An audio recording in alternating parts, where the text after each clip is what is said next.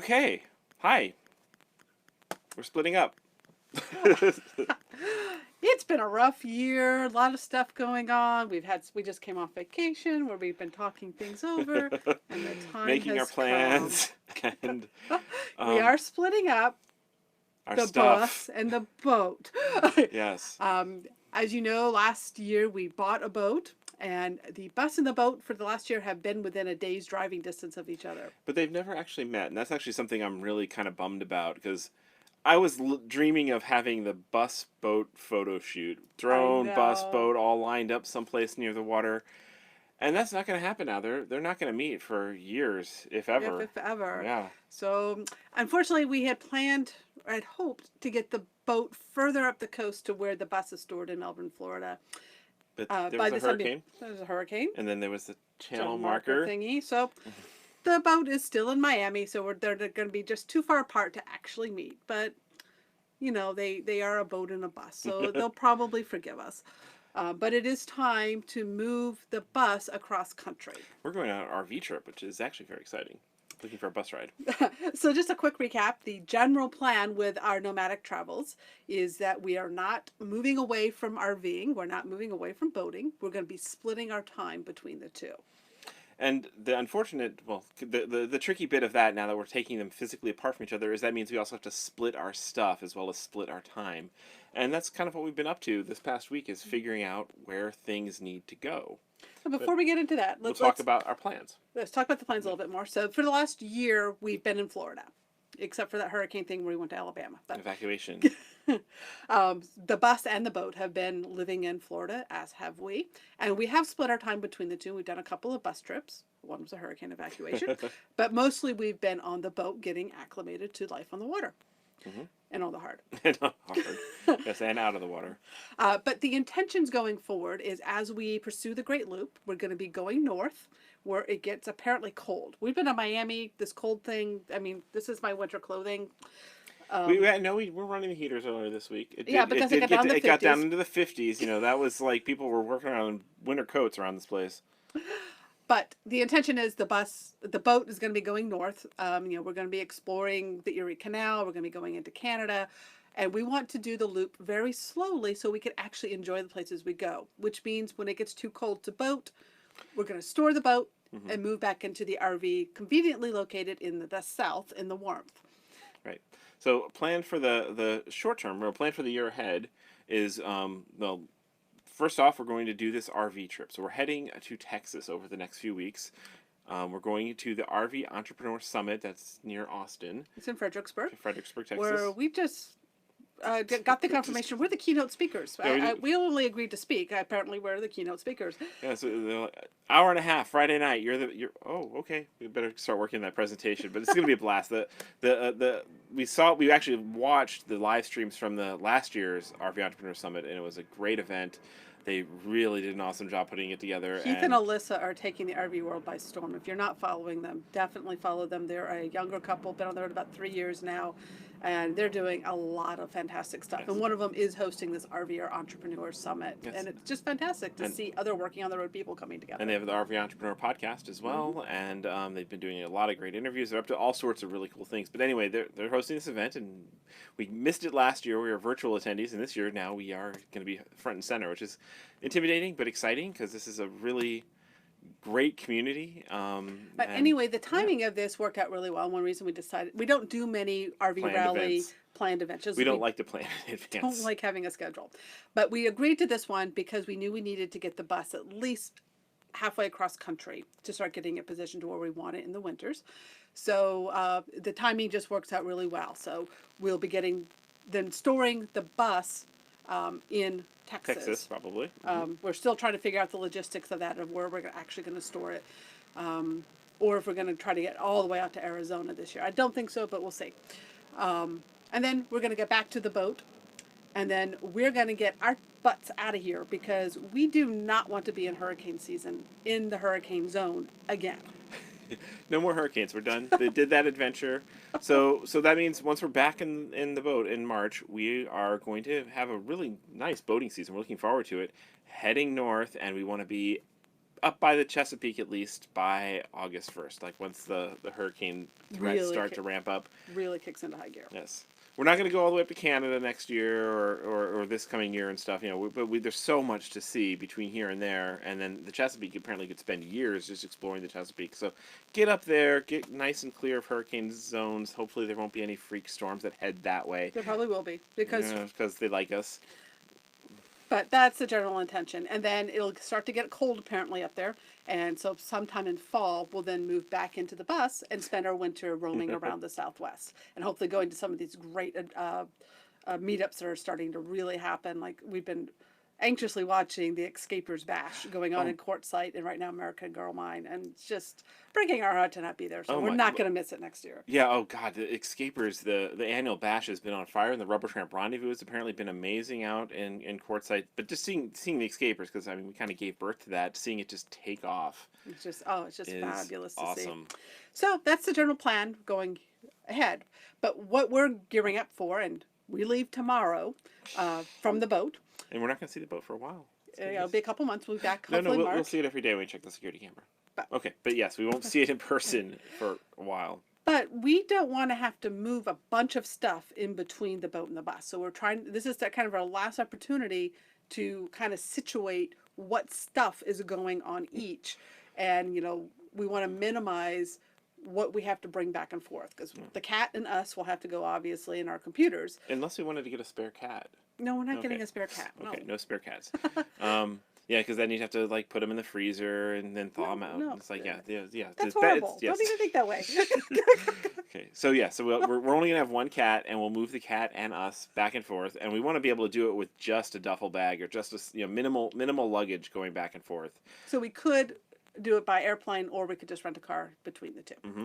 So that's the long-term plan. So that's what we've been going through this week, is just really finalizing what clothing is going to each house, what electronics are going to each house, paperwork that needs to be in each.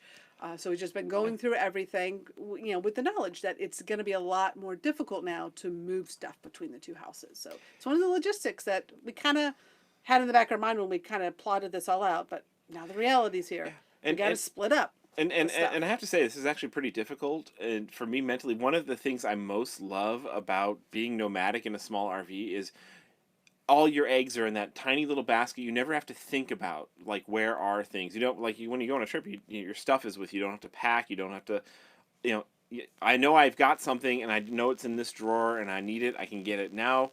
My brain, mental filing is trying to divide up of, okay, some of my tools are on the bus, some are on the boat, and that's been hard enough just this past year because they're not close to each other. But now they'll be, far apart. No longer is it even conceivable to say I'll just pick it up in a few weeks when I'm next back there.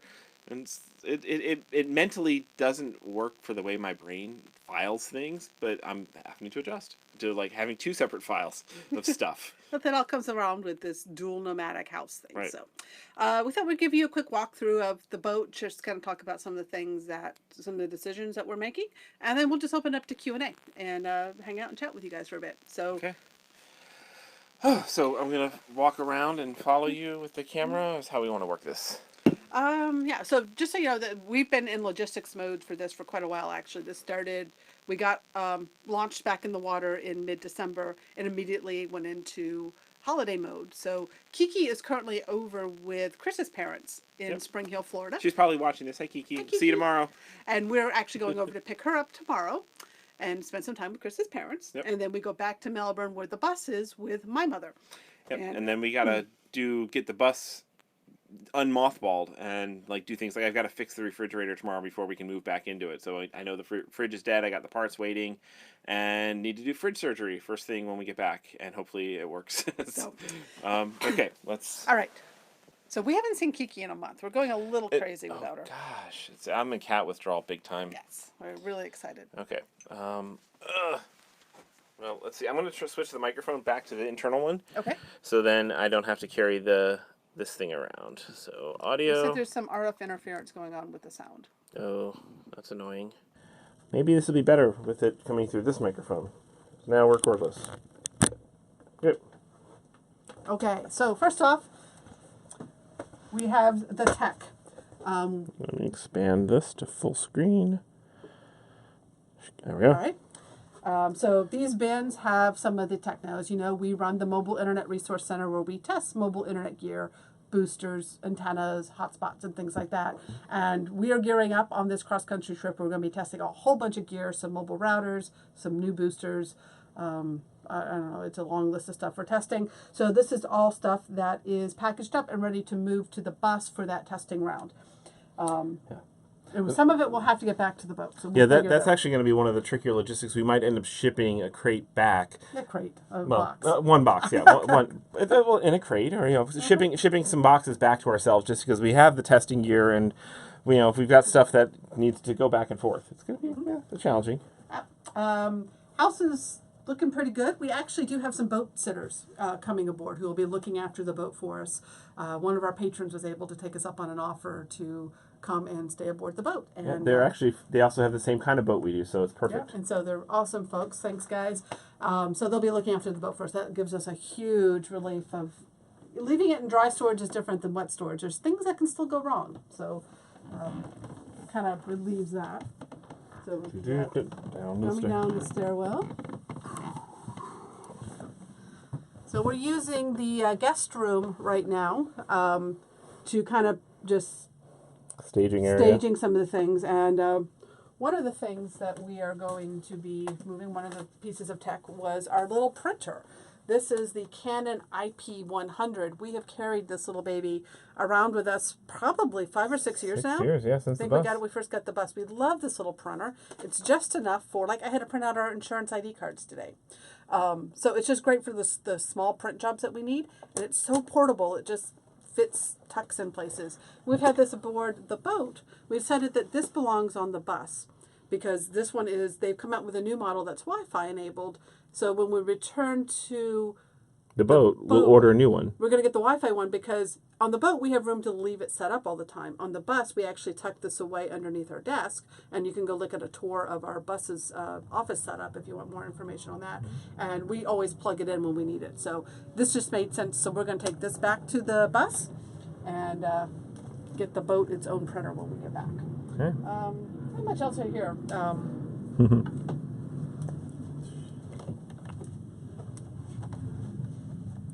All right, we're now in the master stateroom, or where Chris and I sleep, and we both travel with backpacks. So we just did an 11-day cruise, and we each basically took one backpack of clothing. So we're used to traveling each in a backpack. We've done some pretty epic long trips, like our 7 weeks in Alaska.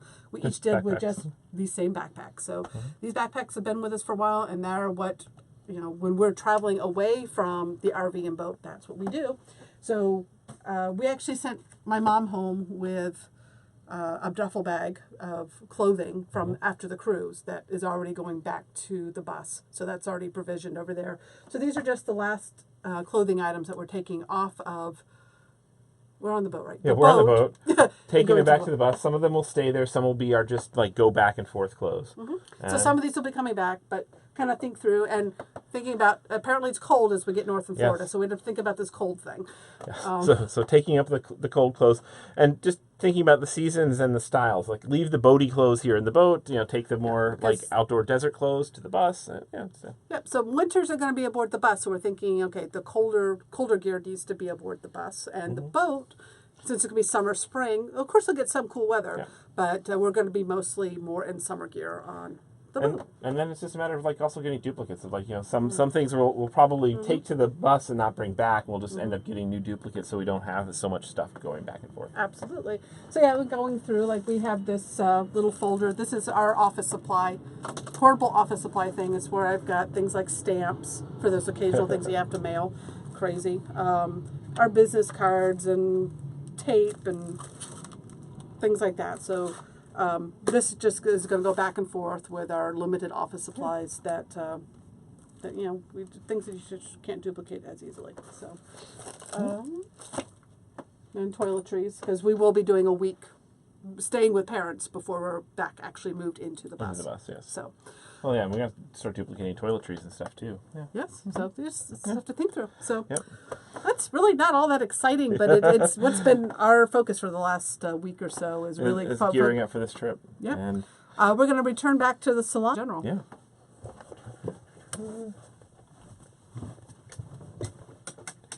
A lot of light switches. Yeah.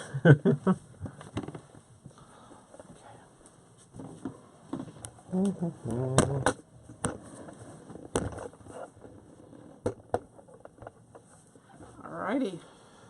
Okay, I can switch back to the better microphone. Hopefully it doesn't have any interference. Okay, testing 1, 2, 3. I think we are using this microphone now. And I hope you enjoyed our quick little tour of chaos and packing.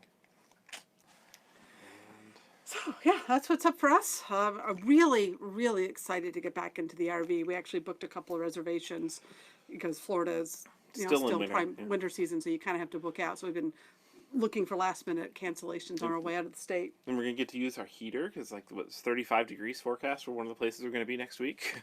Yes, week from tomorrow, 35 degrees. But really, really looking forward to getting back into campgrounds, especially state parks. We love state parks.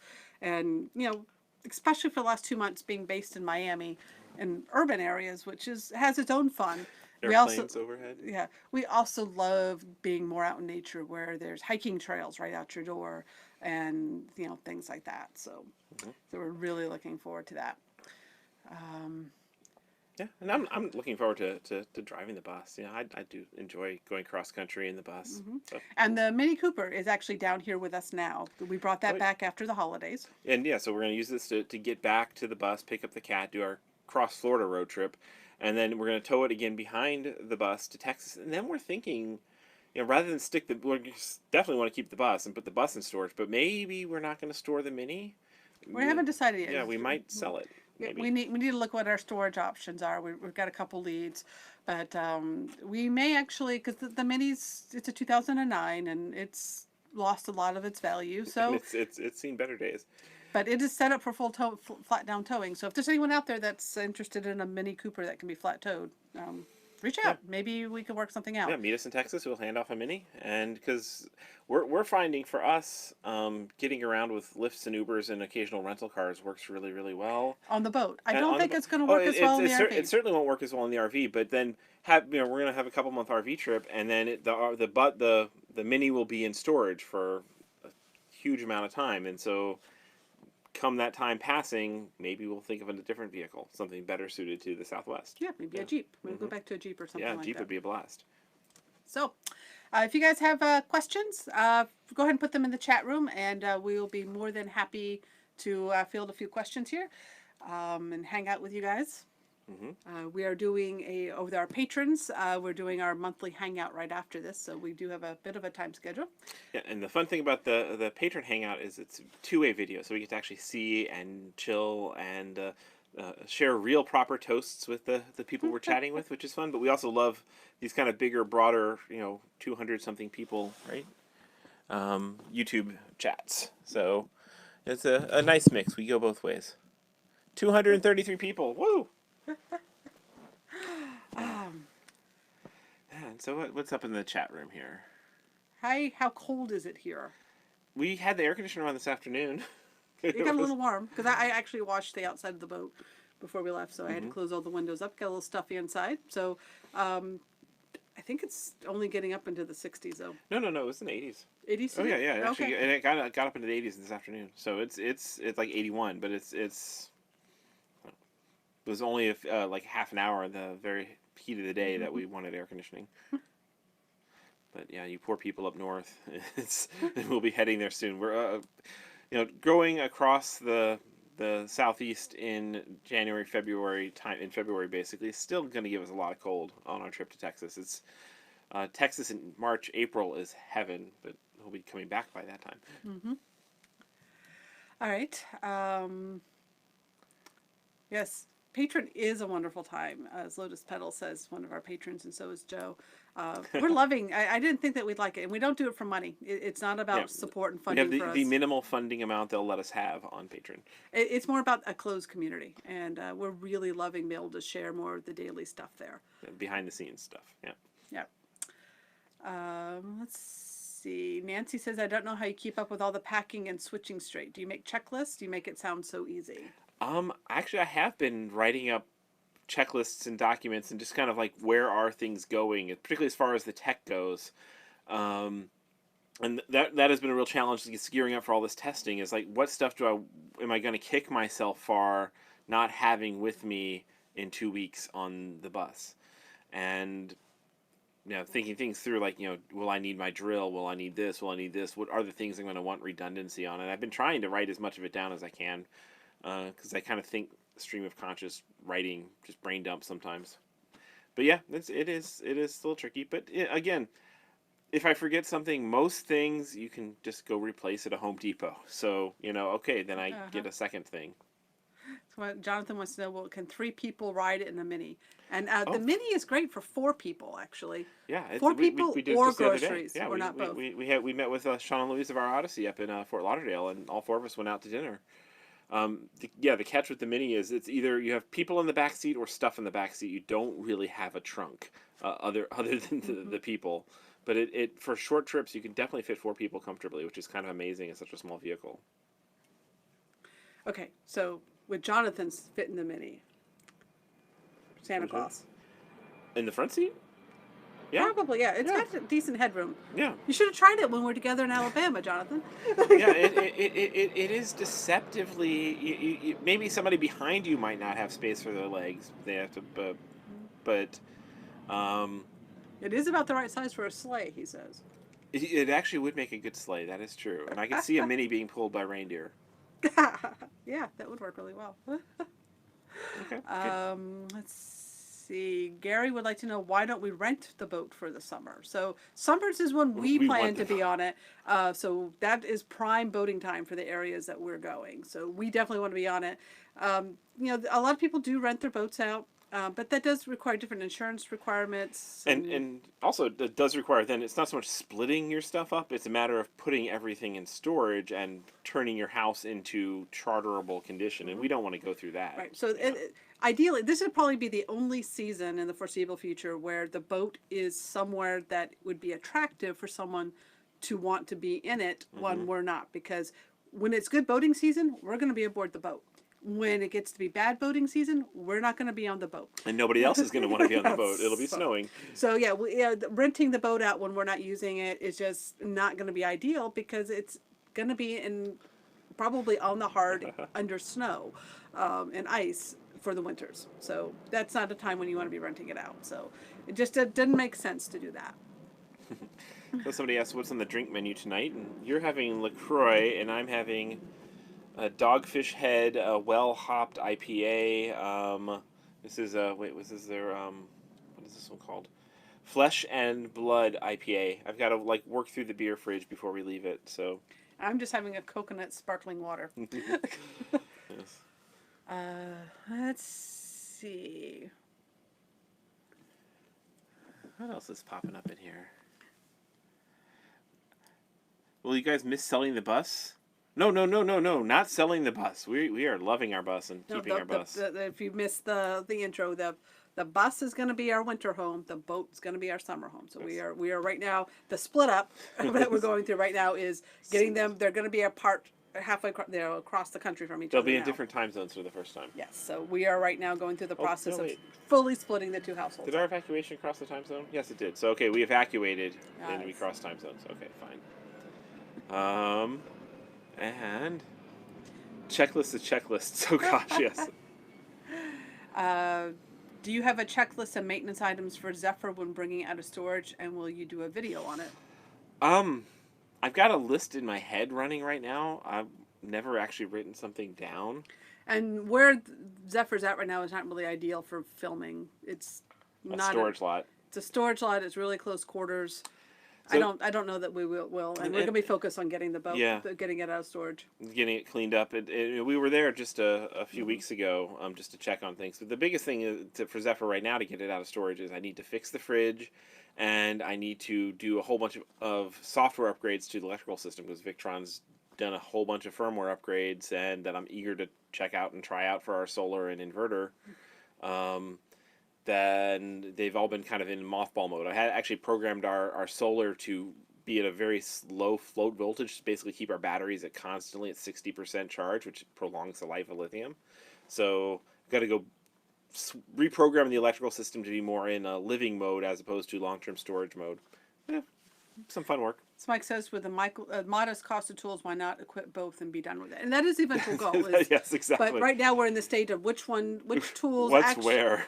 Which tools actually make sense on the boat and the bus, and what do we need to replicate on each? And I have like some like weird logistical problems. Like I realized that I had my electrical screwdriver on the boat, but the charger was on the bus, and like so like got to just get things in the right places that make sense, and then start sensibly doing duplicates, not and yeah, that the ultimate goal is to have a nice sensible set of duplicates. Chi says, hope I'm not being too noisy, but how much do Why Not cost? We actually have a whole video on that where we disclosed all the cost of purchasing Why Not. We purchased Why Not for $152,000, which we thought was a really good price for this model of boat, and it appraised for much higher.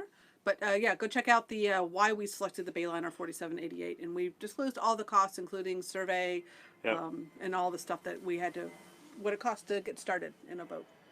So. Yep, not being too nosy, we've been fully transparent about that the whole time around. Jay Hunter would like to know, was the bus stored indoors? And it was stored outdoors. It's solar powered, so that helps keep everything topped up. Yep. So I can bring up the camera from the boat from the bus right now and continuously. So we're able to keep the fans going. We had been able to keep the fridge going with just solar power, but now we've got the fridge shut down because it's broken. And yeah, so the bus has been plenty powered the entire time it's been gone. Scott says, oops. You're going to skip over the question about aliens? Yeah, we'll skip over it. You had mentioned when you were on the bus for the evacuation that you had to replace the tires on it soon. Well, you have to do that before you embark on your journey to Texas. And the tires are right at that line of where you should be replacing tires, which is in that 6 to 7 years. And our tires are getting up to that 6-year mark. And so we're going to be doing a very careful inspection of them. They were fine on the evacuation trip. They looked great. We've had them covered. We've treated them with aerosol, whatever, the 404 stuff several times. So we're going to be thoroughly inspecting them before we head out on the trip. And if we need to replace them, we will. Because we would like to get through this trip with the current tires. That way we don't just buy new tires and then have them sit for 9 months. But of course, if they're not looking good, we will have to deal with that. So that'll be on the agenda. So, yes, we will be looking at the tires very closely when we get back to them in Melbourne. They were fine on the trip to Alabama. So, any ocean voyages planned? So. We just got back from an ocean voyage on a cruise ship. Yeah, our ocean voyages are on cruise ships. This particular boat it's a Bayliner, so it's best suited for bays. They put it in the name, yes. It could probably do the Bahamas, and it has done the Bahamas before. If you watch your weather windows really closely, but we did not purchase. Why Not to be a passage maker? So we never intended to do open ocean voyages. We specifically purchased Why Not for doing the Great Loop, which is intercoastal waterways, and maybe some coastal cruising. We will very rarely be out of sight of land, and so far we've been out of sight of land once, and it was for all of 15 minutes before we saw land again. So that is not this mission. Maybe when we get done with the loop, if we still have the boating bug and we feel it going further afar, then we will look into the right style of boat for open water. Yeah, we were actually on a well-suited boat. Our friends Sean and Luis, if you're interested in that stuff, check out our odyssey.us. They've got a really sweet boat. Not much bigger than ours, but it is completely designed for going offshore and doing long passages. And we got a tour of their engine room. It's so lust-worthy. Let's see. What is the advantage of lithium-ion batteries versus gel cells? And there are a lot of them. We actually have an entire series at technomadia.com/lithium, and he has a full series of posts going over the advantages of lithium over traditional lead-acid batteries, both gel and... lithium batteries have a lot of huge advantages, particularly if you're using them with a solar setup. Certainly not for everybody and not for every installation. I'd love seeing them. 6 years ago when we did them in our bus, they were completely exotic and rare. I love now that there are They're kind people of doing common. it. Yeah. Not quite common, but it's like no longer exotic. But a lot of things, you get more battery capacity in a smaller space, less weight. Um, they charge a lot. They can charge as fast as you can throw energy at them. So a lot of advantages to lithium over gel, but they're not the right choice for everybody. There is a big upfront cost with them as well that you have to consider. But we love them, and we've run them for 6 years in the bus, and Yep. I'm really glad we did that. And we will be doing a lithium conversion on the boat Yeah. at some Yeah. point, Looking and forward to solar that. as well.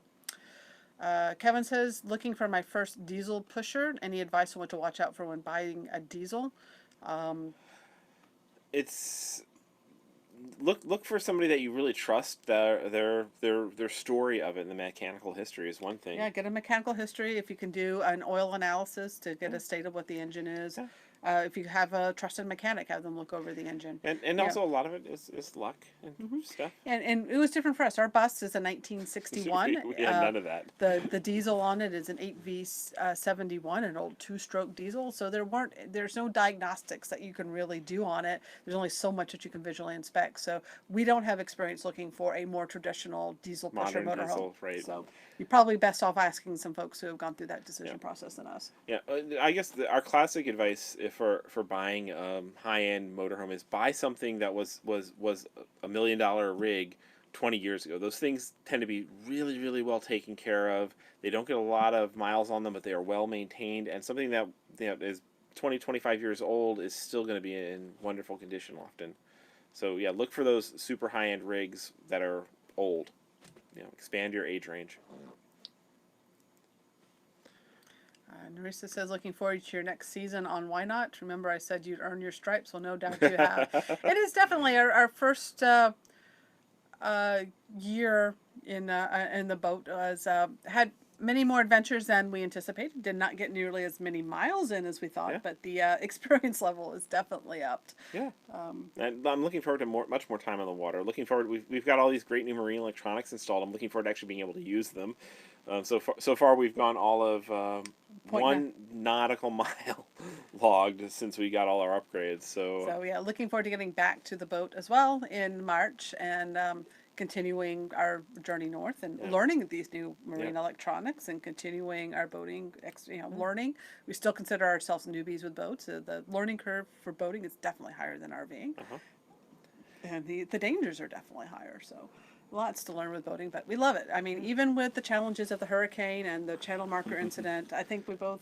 Oh, boating is amazing. It's amazing. It's just being out on the water is wonderful. I'm looking forward to being back on land and doing having nature views, but I totally love being on the boat.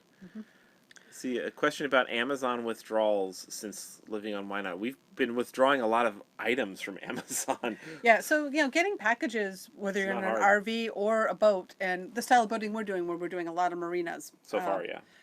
So we're not, going offshore. So that's one of the advantages of doing this style of cruising on the Great Loop is it's really no different than getting packages catching up with us on the RV. It's like when we know we're going to be someplace with an address for a while, we have a continual list of things on Amazon that we're going to order. Usually cat food's at the top of the list.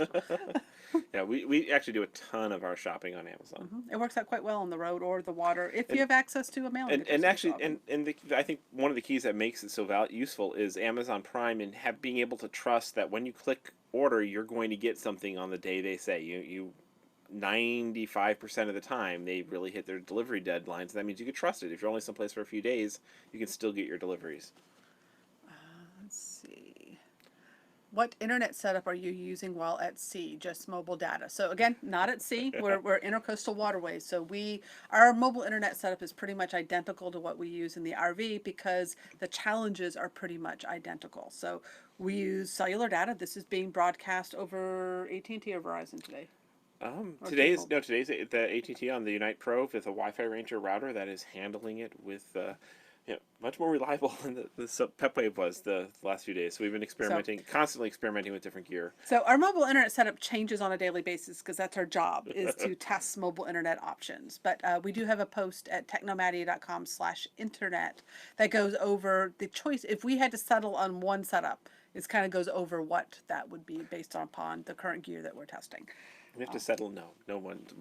Yeah. I don't want one setup. I like playing with toys. So yeah, I mean, our the mobile we have like plans on all the carriers. We have probably 20 routers, a whole bunch of boosters and antennas because that's what we do at Mobile Internet Info, and that's why our premium members are members is because we can give them hands-on experience with all of this And tech. that's why we have two big plastic tubs full of gear that we're taking Uh-huh. from the boat to the bus to test. So we've got antennas and Right. routers and boosters and all sorts of stuff that we'll be Mm-hmm. trying out. And actually, one of the reasons we're excited about the RV trip is we've been on the boat here in basically downtown Miami for months, and before that, we were in areas with really great cell signal. So we're actually looking forward to getting places with horrible signal intentionally, so we can put our gear to the test. Right. So we picked out some places on our trip out to Texas, wet and red reviews on Campendium and other campground review sites of the internet sucks here, so that we'll go there and we'll Yes. see what we can do with our Yeah, signal enhancing gear. we're like the only people who look for the reviews. It's like horrible internet, couldn't get online, and we're like, yes, book that site. Let's see. Chipper says, any opinions on the GBS 200 amp hour Generation 3 LFP packs versus the 100 amp hour older packs? I think that Generation 3 200 amp hours has been out for 5 years now. Right, We have not used them. But what it was explained to us by Elite Power, who is the reseller of those GBS cells, and that's what we use, the 100 amp hour older generation one. The biggest advantage of the 200 amp hours is their C rating, so they can take more energy charge at once, and it's beyond what any power charger or inverter charger is going to be able to deliver in an RV setup. So for RV setups, you're fine with either. So whichever one fits best. Well, there is some advantages of having, if you're doing a large capacity thing, having fewer cells it makes things a little simpler logistically, but it's not super critical. But yeah, haven't gone too deep into any of the latest lithium cell options. I've started to do the research because we were about to dive into that for the boat, and then the hurricane happened. So we'll be tackling that upgrade next season. Yeah, hopefully something that's an upgrade that we can do on our way up north. Let's see. Have we got video of the new underwater lights? So we did have new underwater lights installed. We have not done any video on. We're in the Miami River, which if you've ever been on the Miami River, you know the water is not technically water.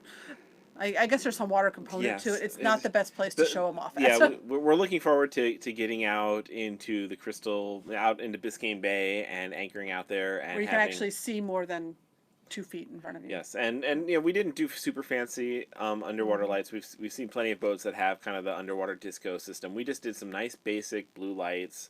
And you do see a little bit of a glow here in the river water, but we'll show them off when we're someplace pretty. Yeah. So all the boating upgrades that we did and we'll be doing, we'll get back to those in March when we get back on the boat. We'll start covering some of those, including the marine electronics. How do you handle disagreements when out to sea and you cannot just go for a walk outside?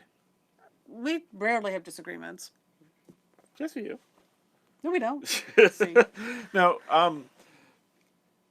we have disagreements, but we don't really stress about them and fight about them and stuff. And we're both really good at kind of going into a little zone, each with our own laptop and computer, and we might as well be in a different universe sometimes. If we instead of going for a walk outside, we might go for a surf into our own different interests online. And that's one of the advantages of the boat is it's a lot larger. We can actually be in separate rooms, right?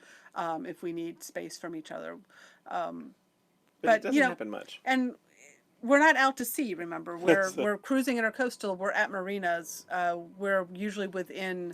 If we're anchored out somewhere, we're a short dinghy ride to somewhere where we can land the dinghy and get to land. So we're not cross ocean sailors here. So yes. We do have access to land. We do have access to. It's basically RVing on water with a heck of a lot more challenges, I think. Yes. I like what RV Fishing Adventure says here. He says, your style of boating is pretty awesome. It looks totally attainable. It's like staying at a high-end RV park with boondocking available anytime you want. And actually, yeah, that is a good description. Exactly. We're ready for a slightly different challenge than RVing and exploring boating life. Yeah. And for us, this felt like the next evolution. It's taking advantage of a lot of what we learned in RVing. Yes. And we do love boondocking. We do love being off grid and independent, and that is actually a lot easier to do while boating. You know, because like on the East Coast, finding a way to boondock other than in a Walmart lot is really really tough. But with a boat, there's anchorages everywhere. But anchoring has its own Oh challenges. yeah, it has totally different So we challenges. But at actually least you have the option. we actually did a video where we compared boondocking to anchoring. If you want to go back and Mm-hmm. see that. Let's see. Have you guys used the MoFi Sim4 router? And we have. We Yes. hate it. I wouldn't say hate it. It's challenging. But let's not talk about mobile internet too much. That's our work life. So show up on those other video stuff. Yes. Yeah. So any mobile internet questions, go over to mobileinternetinfo.com. You can go see all of our gear reviews there. And this is our after hours time, not our work time. Yep. So this is after hours time. Let's have fun. Jill says you guys have a great audience. Yes, I think we do. Thank you guys for being here. There are 268 online. We're all able to talk like adults without spamming or trolling. Here's to you guys. And yeah, so thank you guys for being here, and thank you to Joe and to Lotus Petal, who are our moderators this evening. They're blocking the spams and the trollers who do come in, because we have a zero tolerance policy on it. And it's they're not a lot of trolls out there, but when they get root and they just kind of start going to town, we've had this happen on a few other chats. It kind of derails it for everybody else, and so it's just like, no, delete, gone, and we can't do that while we're talking to the camera. So it's really nice to have somebody else who can catch it right away. All right. I think we're going to go ahead and wrap this up. I'm seeing repeated questions from earlier today or from earlier this evening. If there's any new questions, you got one last second here to get them in. Would you ever go further out on the boat? We've answered that twice. Right. We've answered that twice already in this one. Why not? Really isn't that kind of boat. No, and that wasn't what we bought it for. Yep. So we are going to be moving over to our patron hangout from here. We do have a patron if you would like to join us there. We kind of share more of the day-to-day life with them. And this is not a sales pitch. We're not trying to say go over there and give us money. It's access to the behind the scenes for, and we get to video chat with you. We have to have a smaller audience to be able to go two ways. So YouTube doesn't let us do that. But if you want to join us on Patreon, we welcome you there. We have it set at the minimum $1 a month level. For us, it's more about a closed community and having a space where we don't have to deal with the trolls and spammers and share some of the daily ups and downs. So we really love the community there. I don't think we could have gotten through the hurricanes and the channel markers without them.